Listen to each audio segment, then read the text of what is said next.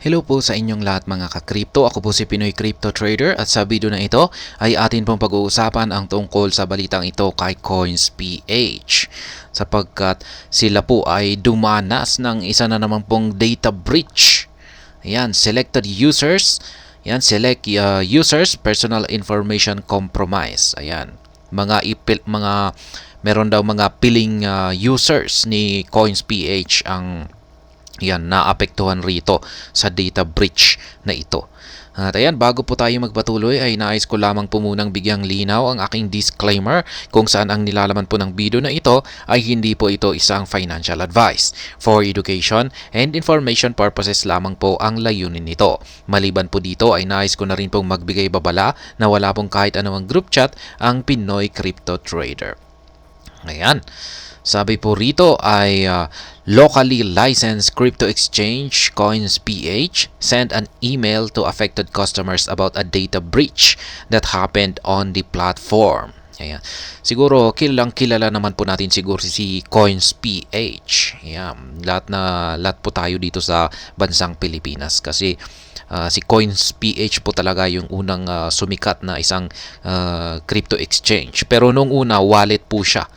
Siya po yung pinakaunang sikat na crypto wallet dito sa ating bansa, dito sa Pilipinas. Pero habang tumagal, sila po ay nagkaroon po sila ng magandang development at naglabas na rin po sila ng kanilang mga crypto exchange. Nilabas po nila yung kanilang platform na crypto exchange.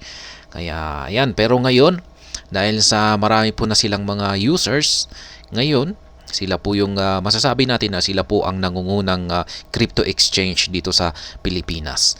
Dahil sa sila yung may pinakamaraming users ay hindi po talaga nila maiiwasan na sila ay targetin ng mga hackers. Kaya yan, while Coins reassured that the funds remain secure, personal data such as names, contact details, birth dates, hash passwords, and IDs have been potentially compromised as per the email. Ayan, ayon daw sa email na ipinadala ng CoinsPH sa mga apektadong customers or users nila ay nagkaroon po ng data breach sa kanilang mga personal data. Nilang mga personal information, nakuha nila yung kanilang mga contact details. Ayan, lahat po ng mga personal information nila, yung kanilang mga sinubmit na ID for KYC verification po siguro yan, yung ID na yan. Ayan, nakuha po nila. Ayan, upon verifying the various coins.ph users, it appears that not all users have received the notification. Ayan, hindi naman daw po lahat ng users ni CoinsPH ay apektado. Ayan, may ilan lamang po. Kaya kung isa po kayo sa mga gumagamit dito kay CoinsPH at nakatanggap po kayo ng kanyang email, ay ibig sabihin ay isa po kayo sa mga apektado sa kanilang data breach. This discrepancy suggests either pending communication from CoinsPH or that the breach impacted only a specific group of users necessitating targeted outreach. Ayan.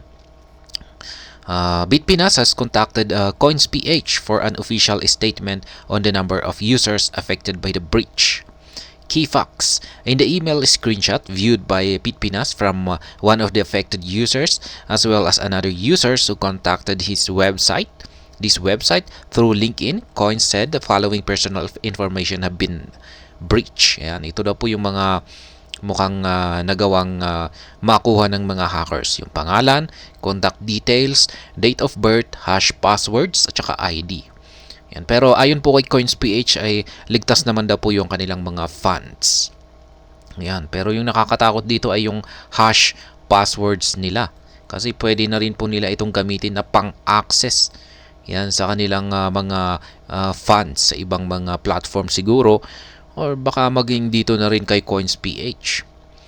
Coins stated that it has already taken immediate action and has tightened its cybersecurity and risk controls. Still, CoinsPH is urging affected users to change their passwords and enable multi-factor authentication for added security. Yan. Ang ginagawa naman daw po ni CoinsPH ay sila ay agad na umaksyon. Talagang mas pinahigpit nila yung kanilang cyber security at saka risk controls. Ayan, magkasunod pa yan. Meron pa yung una na hacking incident sa kanila. Diyan po talaga malaki yung nakuha ng hackers sa kanila. At ito na naman, sinundan na naman. Pero yan, data breach. Data breach naman. Mabuti na lamang at wala po silang nakuhang funds. Pero yan, ang payo ng CoinsPH sa mga apektadong users ay palitan daw po nila yung kanilang passwords at saka i-enable nila yung kanilang mga multi-factor authentication. Yan, ito po yung full na email ng CoinsPH sa mga apektadong mga users. Yan, sabi po nila rito, we value your privacy and are reaching out to directly advise you of a recent data breach that resulted in the unauthorized access of personal information. Rest assured your funds are safe and secure and no user assets were compromised. Ayan na nga. Ligtas daw yung kanilang mga funds at saka secure. Kaya wag daw po silang mag-alala. However, personal information such as your name, contact details, date of birth, hash passwords, and ID may have been affected. Ayan, nakakatakot po yan. Kung pag nakuha po yung iyong personal information, lalong-lalo na yung ID, pwedeng gamitin po yan ng mga bad actors. Ayan, na magpanggap na sila ay ikaw. Ayan. In response to the incident, we have taken immediate action and implement enhanced security measures such as password and key rotation and have tightened cybersecurity and risk controls. Affected users are strongly encouraged to change current passwords and use multi-factor authentication to safeguard accounts. This included utilizing email address, mobile number, and Google Authenticator as additional security layers. We sincerely apologize for any inconvenience this may have caused and are here to address any questions you may have. Ayan. Yan po yung kanilang pero wala bang compensation yan? Kawawa naman yung mga users na talagang ninakaw yung kanilang personal information. Yan, hawak na po yan ng mga hackers ngayon. Nasa kanilang kamay yung kanilang personal information. Ayan, nangyari po yan dahil sa yan, hindi naman po kasalanan ng mga users yan. Yan. Kasi tiwala naman po sila sa security system ng platform ni CoinsPH. Pero yan, nagawang nakawin ito, makuha ng mga hackers. Yan, kasi hindi kulang yung security system ng CoinsPH. Ayan, nalusutan ng mga hackers. Kaya naman siguro yung mga apektadong users dito ay deserve nila ng compensation. Ayan. The breach comes amid heightened concerns over the safety of crypto exchanges following a recent exploit where Coins.ph reportedly lost over $6 million worth of XRP tokens. On October 21, Bitpinas reported of a suspected hack at Coins.ph, resulting to the loss of 12 million XRP. Yan, ito na nga yung nakalipas naman, yung unang hacking nila. Yan, 12 million na XRP tokens ang ninakaw ng hacker at mukhang hanggang sa ngayon ay wala pang hindi pa yata siguro ito na ibabalik kasi wala pang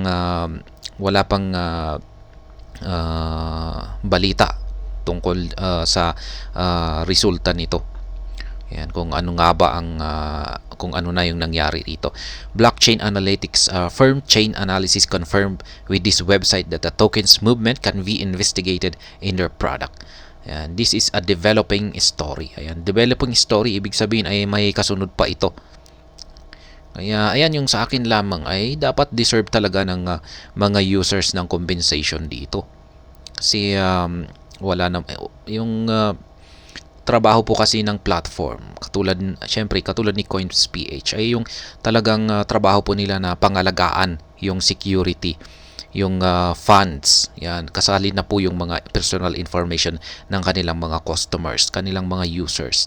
Yan po ang trabaho nila. Kaya yan, sa tingin ko ay deserve nila yung compensation, yung mga apektado. Natatandaan ko nga yung kay Binance. Nahack po si Binance noon. Nakalimutan ko na ilang taon ang nakakalipas. Maraming mga users ang naapektuhan, nahack yung kanilang nasimot yung kanilang mga funds. Pero ang ginawa ni Binance ay binigyan po nila lahat ng mga users ng 1 Bitcoin. Yan na bilang compensation sa hacking. Kaya yan, ganyan din sana po si Coins.ph. Kaya yan lamang. Hanggang dito na lamang po tayo sa video na ito. Sana po ay inyong nagustuhan ang aking paliwanag dito. Kung inyo po itong nagustuhan, pakiclick lamang po ang like button nito. Para naman po sa mga bago lamang dito, kayo po ay aking inaanyayahan para mag-subscribe. Pakiclick na rin po ang bell icon nito dahil ito po ang siyang magsisilbing notification nito sa mga bago kong videos na akin pong ina-upload sa aking YouTube channel na ito. Marami pong salamat sa panunood. Ingat po tayo lagi at God bless po sa ating lahat.